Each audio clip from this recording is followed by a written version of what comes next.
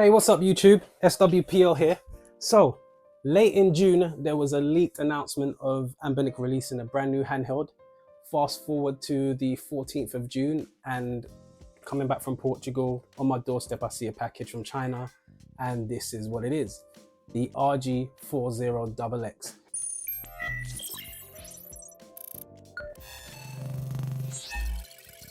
There's been a lot of speculation and annoyance in the handheld gaming community with regards to Anbernic releasing yet again another device with the H700 quad-core chip inside. The thing is, without actually speaking to anyone from Anbernic, it's only going to be speculation. The question is another H7 quad-core chip a bad thing really? So far we've had 5 devices with XX name with the same 700 quad-core chip in rapid succession of one another. iPhone users, you will know how that feels. But there is a silver lining amongst all of that. For starters, much more community support and social support because of the sheer nature of how many of these devices have been released. Custom firmware. If it works for one, it's going to work for all of them. And if it doesn't work for this one right now or isn't out, it's only a matter of time before it does. And with this device specifically, I mean, just look at it. Much more real estate when it comes to the display. The fact that it's got stacked triggers and also these RGBs that you can't see right now, but I will show them behind the analog sticks. And it's got dual analog sticks. So there's that. And possibly a better gaming experience overall due to the nature of the form factor and it being a bit, or a lot wider, I should say. The thing is, there's something there for everybody, regardless of what your needs are. There's one of these XX devices that are going to be there to meet it. You don't have to buy them all. Unless you're a collector and you just can't help yourself. Let's head over to the table. So we have 3 colors. We got the blue, black and the gray, and they come in 3 variants as well. So you got the 64 gig, the 128 gig and the 256. The price range, it starts from 69.99 USD. Shipping costs may vary, although I've heard that it's free, so I'm not sure what it's going to be like by the time you guys order it. Your screen, a 4-inch IPS OCA full lamination resolution, 640 by 480. Also, you can plug it into the TV and it will recognize the fact that it's been plugged into a TV, which is great. GPU, we've seen it before, dual core G31 MP2. RAM, LPDDR4 at 1 gig, 64 gig TF storage. Mine came with the SD card as well. Linux running on a 64-bit. You got a bunch of emulators and games on there. Wi-Fi and Bluetooth. Bluetooth is great to have, and you can also plug a wireless controller into it, but it's not going to be particularly seamless. You may have to tinker around, or you're going to have to tinker around a little bit with RetroArch just to get it the way you want, because as soon as you do plug it in, it will go into player 2 mode. So you're going to need to adjust that. You got various medias, languages, speakers, high fidelity. All right, your TF card slots expansion is maximum of 512 GB, and a lot of this stuff we've seen before. The battery, 32 mAh, lasting around 6 hours, which I think that's quite fair. Obviously, this is dependent upon what you're playing, and yes, it has been spoken about before. The battery is not as big as one of its predecessors, but I don't think it, you know, the difference in performance and time span you have playing it, it's probably going to be negligible, to be fair. And your charging, I would just use a regular charger, just a low powered charger, or just plug it into your PC. Great stuff here. RGB lighting, 16 million color RGB joysticks. That's always great. Here's some other functions, accessories, USB charging cable that comes with it. Obviously you got the box and the manual, which the box is the box. And console specification, all of that information's there. I will leave a link in the description below, so if you want to have a look at it in more detail, you can do. It's just that I've seen these specs so often before, it's just a bit of a chore at this point to just keep going through the same thing over and over again. So touring around the RG40XX, noticeably blue. Do like this color combination. I also like the retro color as well, which is the gray with the retro purpley buttons, but this one's not bad and I quite like it. So on front, you can noticeably see that big 4-inch display. decent display to go for, and it looks good. It didn't come with a screen protector, but it appears that this already has one either installed or it's a screen protective sort of display lens anyway, which is very, very cool. So you've got your A, your B, your X and your Y buttons, and these are your, you know, your silicon sort of membrane type buttons right here, so you can push those in, and there's a decent amount of give and push back as well, so it doesn't feel bad. You got your D-pad over here as well. It's brand new, so it's a little bit stiff at first, but even still it doesn't feel too bad. So I'm just going to assume that fireballs are not particularly difficult to get out. It's a decent size pad. In fact, most of what you're seeing here is in decent proportion to the actual size and dimensions of the device itself. You've got your analog sticks, and these are again, you know, your switch analog sticks. So a little bit different from the RG Cube, where the RG Cube had some textures on around the outer rims here, but over here you can see they're more like with the switch. And behind that you can also see that these are the RGB ones, which I'm going to display and show you guys anyway and showcase. You've got your menu button right here, and you've got your start and your select buttons. So these are layouts that we're quite familiar with anyway.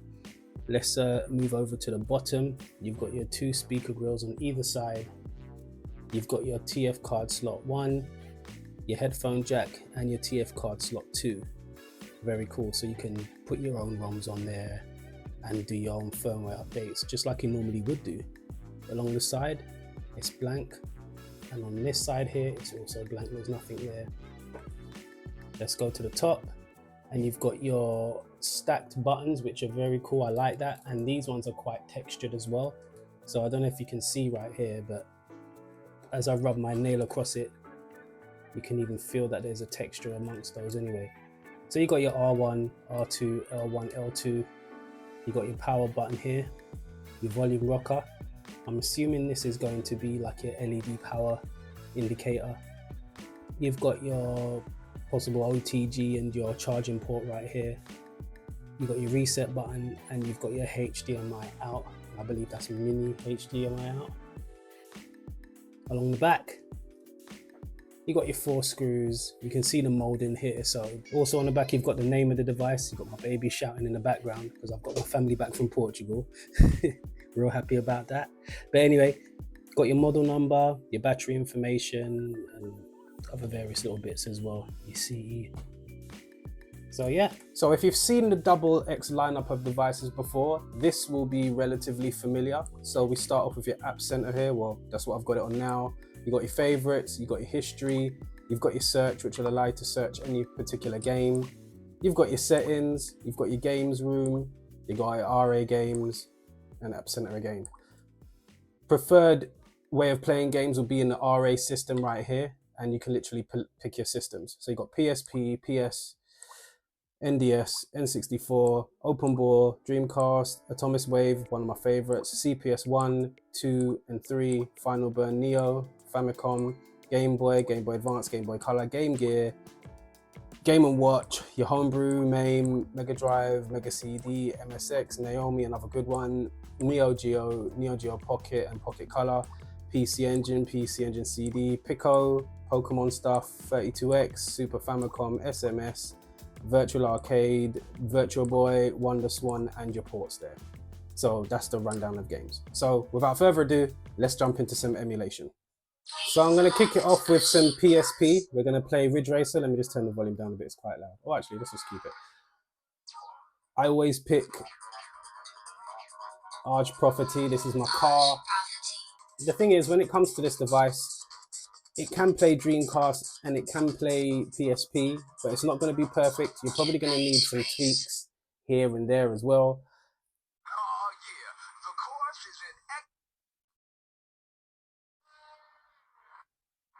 But it's going to be great for your older systems, like your 16-bit, your 32-bit, like your PS1 and all that stuff. Handling's good. Analog stick's good as well.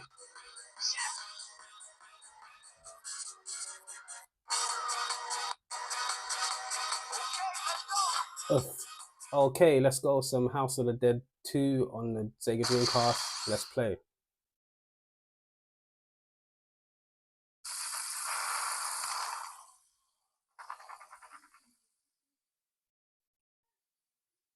We're meeting G over there.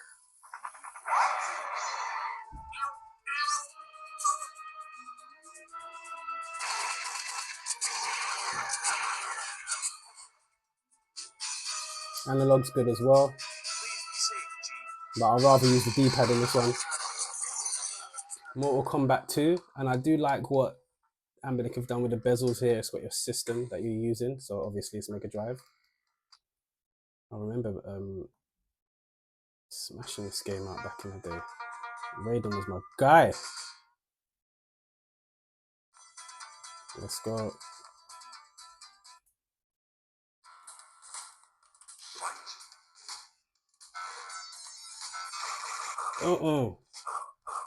Wow.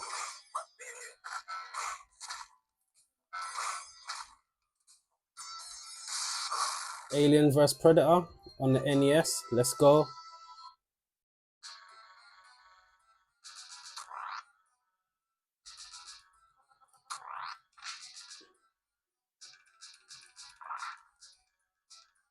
Okay, and lastly, let's check out what it looks like on the Game Boy, which it looks great, bright and vibrant.